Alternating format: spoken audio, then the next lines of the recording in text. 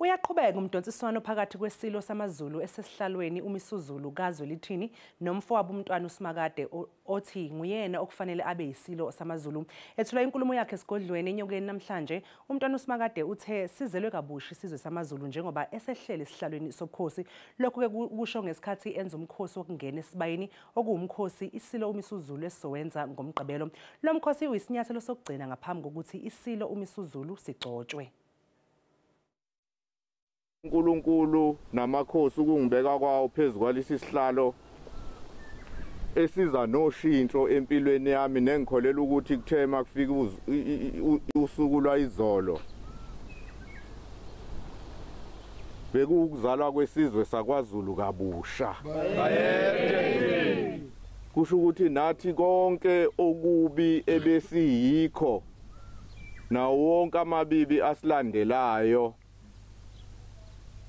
ngikholelwa ukuthi uNkulunkulu wathathile izolo njengesizwe wawathatha wawafaka emgodini omnyama lapha ngaseyo ukuphuma khona.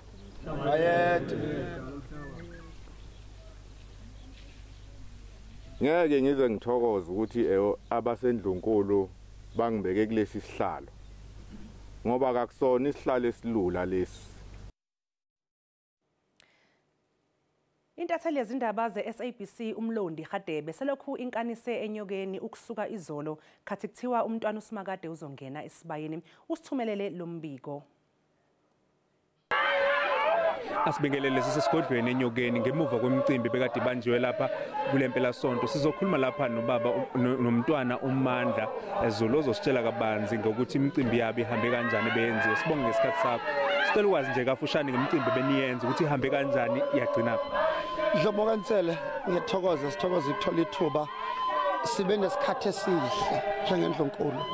Yonke into esiyenzile kusukela emsebenzini ukukhishwa kwengonyama abothweni kube umsebenzi wokugezwa kwesihlalo kuze kube umsebenzi la indlunkulu ifaka khona uMntwana uSimakade esibayeni lo seyingonyama namhlanje konke kwenzeke kahle kakhulu sisafakazelwa na imvelo sathi masibuke ebusuku sasho ukuthi senza ngakho ngoba kuningi ukukhuluma ngesiqamba manga indlunkulu njoba ikulesi sikhathi sekusona esibhlungu angikusho lokho kodwa yonke imisebenzi indlunkulu ebimisela ukuyenza iyenze ngendlela efanele sithokozile kakhulu. Loyo bekuMntwana uMandla Zulu esichazela nje kafushane ngodaba lokuthi indlunkulu iqhubeke kanjani nemicimbi yayo bekade ibambile ngempela sonto njengoba isigcine ivezile obekade ngumntwana uSimakade njengamanje bambiza njengesilo sawo amaZulu ngoba bathi ukhethwe indlunkulu.